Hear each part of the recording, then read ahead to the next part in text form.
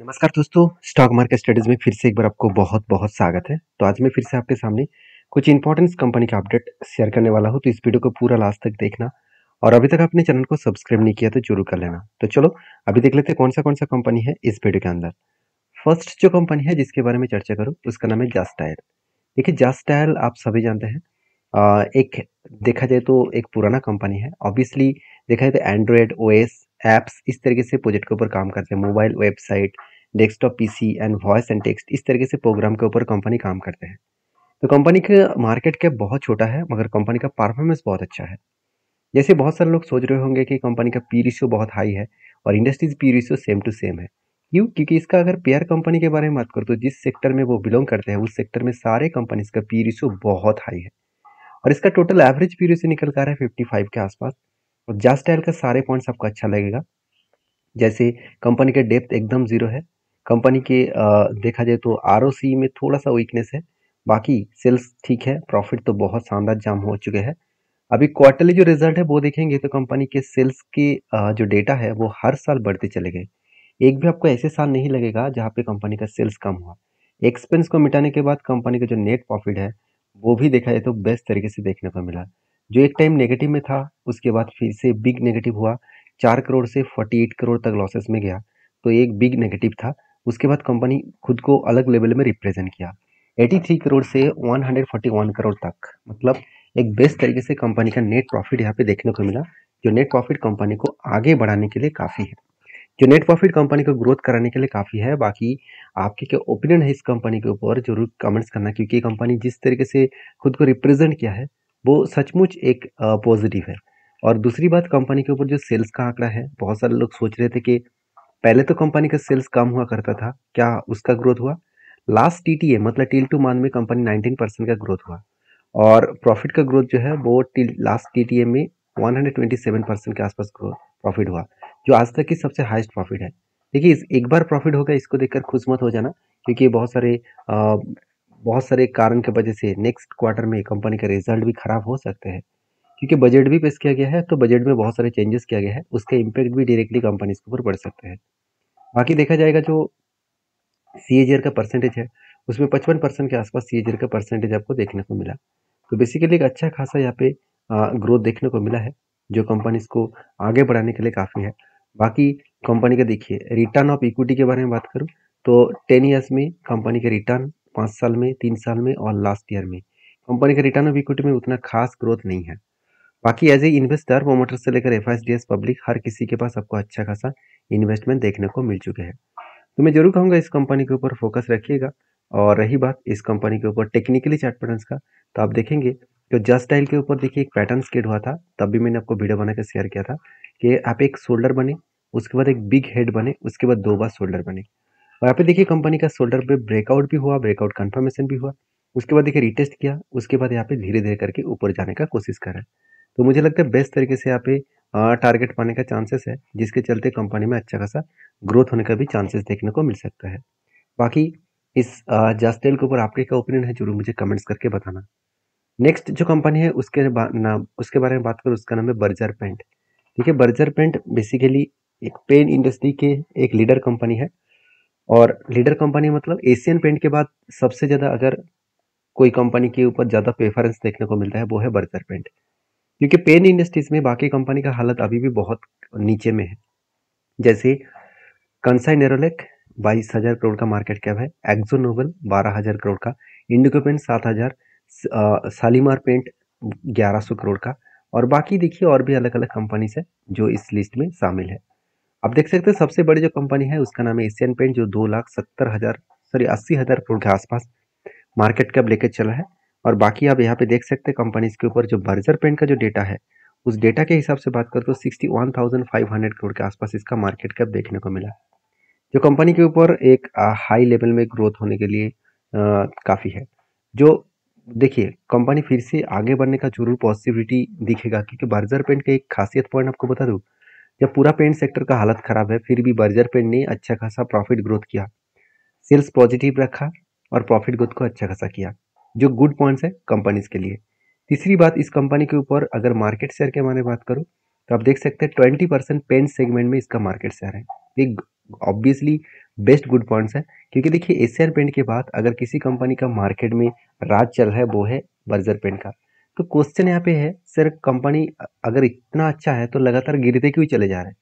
देखिए sir, paint industries में एक बर्जर पेंट के ऊपर गिरावट नहीं हो रहा है। आप एशियन पेंट को देख लेना, बाकी एक्जो नोबल, साथ ही साथ आप इंडिगो, सारे पेंट्स कंपनी को देख लेना, सारे पेंट्स कंपनी का हालत खराब है। क्योंकि कभी कभी होता क्या है, कुछ टाइम ऑफ पीरियड में लंबा जर्नी होने के बाद कभी ना कभी कंपनी रुकेगा। बहुत सारे बड़े बड़े दिग्गज दिग्गज कंपनी के ऊपर हालत देखने को मिला। जैसे आप खुद HDFC बैंक को देख लेना, उसका हालत भी खराब है। जैसे आप ITC को भी देख चुके हैं कि अराउंड 7 ईयर्स में कुछ खास परफॉर्मेंस नहीं हुआ। उसी तरीके से और भी बहुत सारे कंपनीज है जिसका लास्ट 5 ईयर्स में कुछ ग्रोथ नहीं हुआ, उसके बाद फाइनली एक जर्नी देखने को मिला। तो कभी कभी होता रहता है इस तरीके से। तो कंपनी डेकोरेटिव पेंट के ऊपर 80% और इंडस्ट्रियल पेंट के ऊपर 20% काम कर रहा है। और सबसे ज़्यादा डिमांडेबल जगह पे जगह जो है वो डेकोरेटिव पेंट के ऊपर है, क्योंकि घर में पेंट सबसे ज़्यादा यूज़ किया जाता है इंडस्ट्रियल से भी ज़्यादा।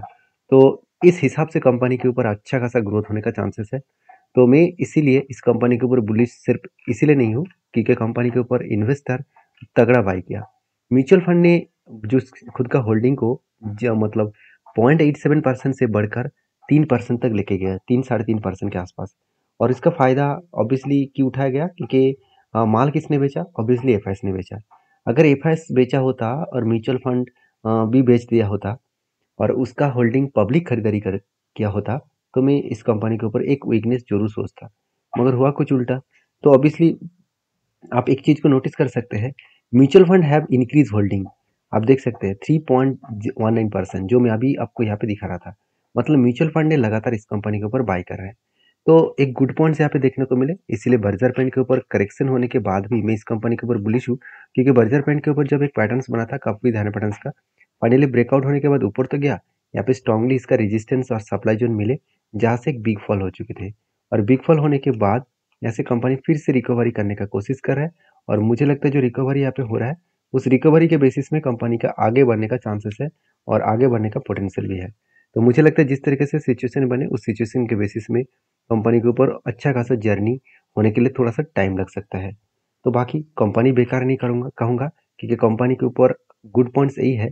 कंपनी को अगर एकदम टॉप लेवल से देखूँ, इसका जो टोटल टॉप लेवल से देखूँ, तो ओवर उस जगह से कंपनी के ऊपर बिग करेक्शन कितना हुआ था? अराउंड 40%। तो कभी ना कभी तो वो रिकवरी करेगा। आज नहीं तो कल वो रिकवरी जरूर करेगा, उसके लिए टाइम देना पड़ेगा।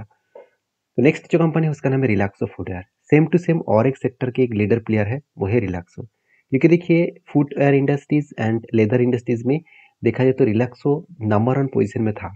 तो जब से मेट्रो बैंड मार्केट में लिस्टिंग हुआ तब से लेकर मेट्रो बैंड अच्छा खासा काम भी किया।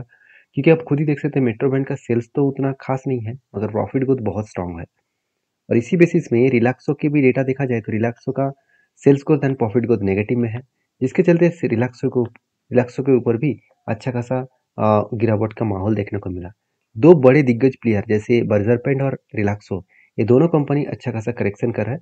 और रिलैक्सो के ऊपर एक चीज हमेशा याद रखना कि जो लोग सोच रहे हैं कि जूते कंपनी है और वो कितना ही ग्रोथ कर सकते हैं, अभी देखिए पहले एक बात घर में जाकर ही देख लेना।